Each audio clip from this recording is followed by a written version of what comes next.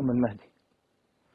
طبعا لعل هذا الكلام يفاجئك، لكن أنا عندي صفحة أريد أن أريها للإخوة. ما أدري كان ممكن أن نعمل كت من خلال موقعي ولا مش ممكن نعمل كت من موقعي. سوف أكبرها قليلا. طيب أيوة نعم كويس كده ممتاز. طبعا حصغر الصفحة لأنه طلعت كبيرة على الشاشة. نعم هي واضحة بإذن الله تعالى. ممتاز. هذه من موقع في الإنترنت، مركز آل البيت العالمي للمعلومات، شبكة النجف الأشرف. نعم أهل البيت عليهم السلام، أم الإمام المهدي المنتظر عليه السلام نرجس رضوان الله عليها. نعم اسمها ونسبها نرجس ابنة يشوع بن قيصر إمبراطور الروم، وتنتمي من جهة الأم إلى شمعون وصي السيد المسيح عليه السلام. ولادتها ولدت في عاصمة الإمبراطورية الرومانية الرومية، وذلك قبل عام 240. أخبارها هاجرت متنكرة مع عدد من وصائفها من مسقط رأسها، وتعرضت للأسر حتى وفدت إلى دار الإمام الهادي عليه السلام في سامراء في العراق.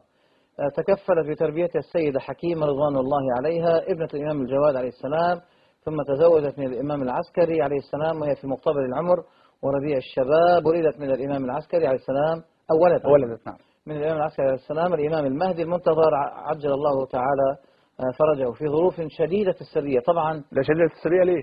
لأنه ما عندهم، لأنه لابد أن يختلقوا هذا الأمر. نعم. فذريعة اختلاق الظروف السرية. ألم يظهر عليها حمل؟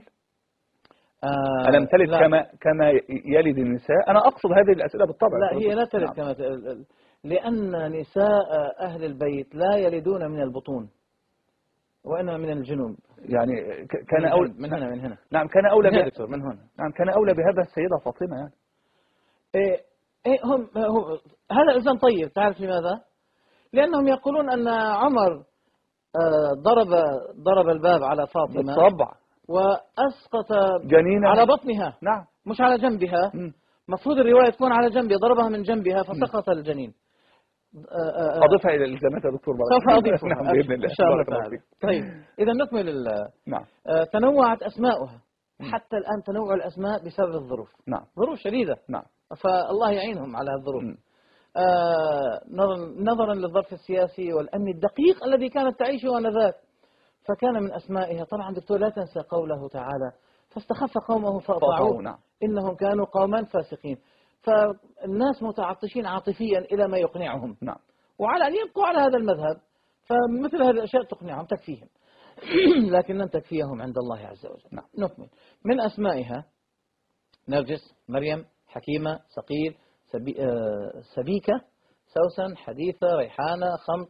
لكن اسمها الحقيقي هو مليكة. نعم. طيب صفاتها بدنا نعرف صفاتها. من صفاتها أنها مسلمة بدنا نعرف. نعم. هل من صفاتها أنها مسلمة؟ تميزت نرجس بصفات متعددة. الشجاعة، يعني هي أفضل من ابنها. هي أشجع من ابنها. نعم. لأنه ابنها يختفي لماذا؟ خوفا على نفسه من الذبح. نعم. من الدولة العباسية. نعم. التي انتهت. التي انقرضت. نعم. وموجود الآن دولة إيران. وهذا سوف أضيفه إلى لوازمي. نعم. لأنه يزعم أنه لا يعلم الغيب، لكن الإمام عندهم يعلم الغيب. نعم. يعلم ما كان وما يكون. فكيف ما يعرف ما يكون الآن من وجود محمود أحمدي نجاد والدولة الإيرانية على الأقل هو يشاهد القنوات الفضائية الآن يعني. والله ما أدري، لعله إن شاء الله نقدم طلب في أن يحطوا له ساتلايت. طيب إذا صفاتها الشجاعة، الحكمة، الصمود، الكتمان، المثالية. وين الإسلام؟ ليس موجودا. ما في موجود. طيب. نعم. توفيت نرجس رضوان الله عليها بعد وفاة الإمام العسكري عليه السلام، ولم يحدد لنا التاريخ الزمن الدقيق لوفاتها رضوان الله عليها، مع العلم أن الإمام الحسن العسكري عليه السلام قد توفي مقتولا بالسم سنة 260. نعم.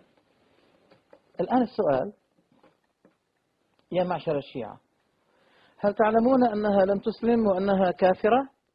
طبعا هذه الكلمة سوف تثير الناس الآن جدا. كافرة؟ تقول هذا عن امرأة المعصوم؟ أيليق ذلك؟ نحن طردناهم في البالتوك، قلنا لهم أعطونا رواية واحدة أنها أسلمت. نعم. فماذا كان جوابهم؟